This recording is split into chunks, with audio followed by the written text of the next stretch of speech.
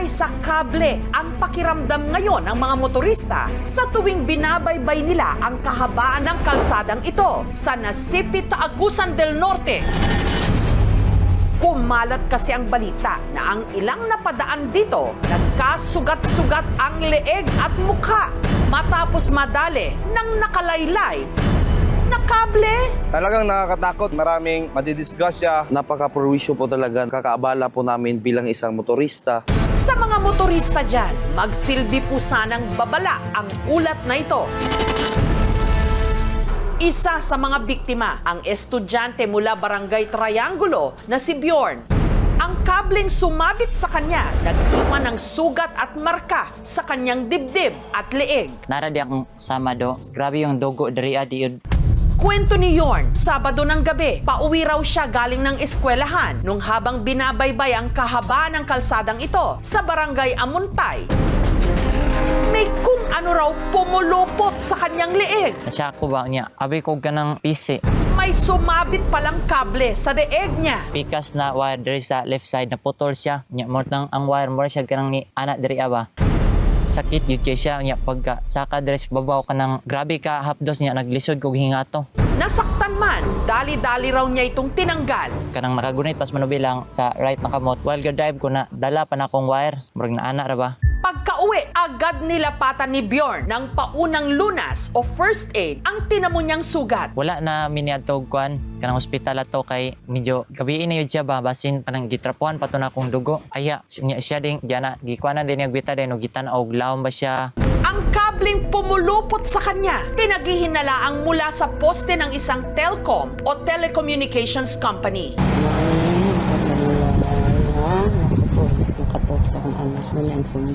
Mapdo siya mo nang permi na ko kanang trapuhan. Maglisod yun kog tulog kay matandog lang siya gamay makamata rin ko niya. Magkaon ko sa ipod mo sakit siya ba og moton ko. Ilang oras makalipas ang nangyari kay Bjorn, sa kaparehong kalsada naman na sakop ng Barangay Triangulo, ang kitchen helper na si Edmar ang sunod na sumabit sa isa pa ring nakalaylay na kable. Dito po yung dumali yung kable sa leeg ko po. Hanggang umikot na po dito sa likod ng leeg ko po. Mapula po yung leeg ko. Para pong dumudugo. Affected na lang po yung natira dito. Yung time na yon, sobrang dilim. Walang ilaw. Naganda talaga yung motor ko po. Tapos bigla pong may parang sumakal sa akin dito sa likod. Kinabahan ako, akala kung ano ba. Paunti-unti, nahirapan ako makahinga. Tapos na parang hinila ako pa atras ba. Mato na nahigda ko sa akong motor. Si Edmar, pilit kumawala sa pumulupot sa kanya. Inagat ko yung kable, tapos inagis ko sa likod ko para makadiretso ako. Kaya nga sugatan ako dito sa bibig eh. Lalong sumasakit kasi parang bumabasa eh. Ang sinahod niya tuloy nung araw na yon. Binayad ko sa pagbili ng gamot, kaya walang natira ho sa akin kahit pagbili ng 1 kilong bigas. Pero saan nga ba nang galing ang kableng dumadali sa mga motorista sa Agusan? Kasi po sa wire, mako-confirm ko po na sa amin po to. Sino ang dapat managot? Basin na pay mo sunod na ko. Di ra ba pud lalim ang gibati na mo ato. Mabigyan ng justisya ba yung nangyari sa akin? Sa aming pagbabalik. Insidente kung saan sangkot ang mga nakalaylay na kable at wire sa lansangan na itala rin sa ibang panig ng bansa. Katunayan, inihain na sa Senado ang isang resolusyon para imbestigahan ang mga aksidente sa kalsada dulot ng mga nakalaylay na kable at wire. Lalo't sa ganitong kaso, meron nang sinawim palad.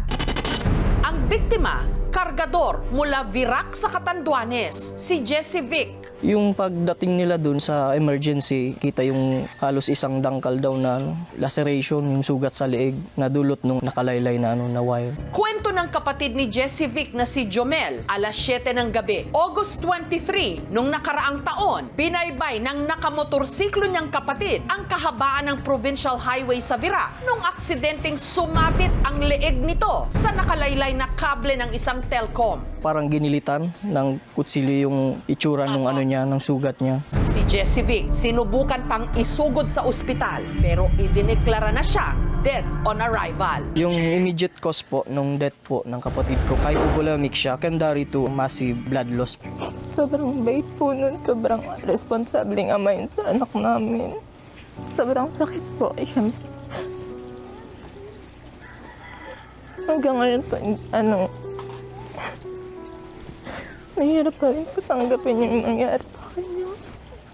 Ang pamilya nagsampa ng kaso laban sa telecom company na nagmamay-ari ng mga kableng nakadali kay Jessivic. Pero kalaunan, nakipag-areglo rin sila. Sana masaya ka na kung asan ka man ngayon. Ako na yung bahala kay Joshua. Huwag mo na kaming alalahanin. Samantala, sino ngayon ang dapat managot sa sinapit ni na Bjorn at Edmar? Si Bjorn nagpa-blatter na sa pulis. Sa ako lang unta ma-aksyonan na nila kay basin na pay mo sunod na ko. Ang mga nakalaylay na kable agad daw pinutol ng isang concerned citizen. Nakipag-coordinate na po kami sa LGU para magkaroon din po ng mga road clearing. Confirm na telephone lines ang tinamaan na sagip na malaking truck, tapos tinamaan yung nakasunod na motor. Nagsagawa sila ng tinatawag na man-lift operation upang isaayos ang iba pang mga kumpul-kumpul na kable. We will look into if it is a time for us to change the structure or the system of overhead transmission line going to the underground transmission lines. Samantala, ang telecom company na pinaghihinala ang may-ari ng lumaylay na kable, sinuri rin ang pinangyarihan ng insidente para makumpirma kung sa kanila nga galing ang mga ito. Kasi po sa wire, mako-confirm ko po na sa amin po to. Tumangging magpa-interview ang kumpanya pero naglabas sila ng official statement. We are committed to keeping communities connected and safe. We deeply regret the unfortunate circumstances. Sa mga national road, meron tayong standard procedure dyan na tamang height sa ating mga kable. Meron tayong tinatawag na 12 to 15 meters height limitations. Ang worst case scenario lang kasi dyan, pag madaanan siya ng mga malalaking truck na mas mataas ang height, na hindi sumunod ang ating mga trackers sa tamang standard, 3 to 5 meters lang ang height. Pag may mga nakita mga wire na mga nakalaylay o ano man na pwedeng makadisgrasya, report po agad sa amin para maiwasan po natin yung mga ganitong mga aksidente. Marami sa ating mga kalsada, mahirap nang baybayin, lalo na tuwing gabi. Nararapat lang sana na siguraduhin ng mga kinauukulan na ang ating mga daanan sa lahat ng pagkakataon ligtas. Thank you for watching, mga kapuso. Kung nagustuhan niyo po ang videong ito, subscribe na sa GMA Public Affairs YouTube channel. And don't forget to hit the bell button for our latest updates.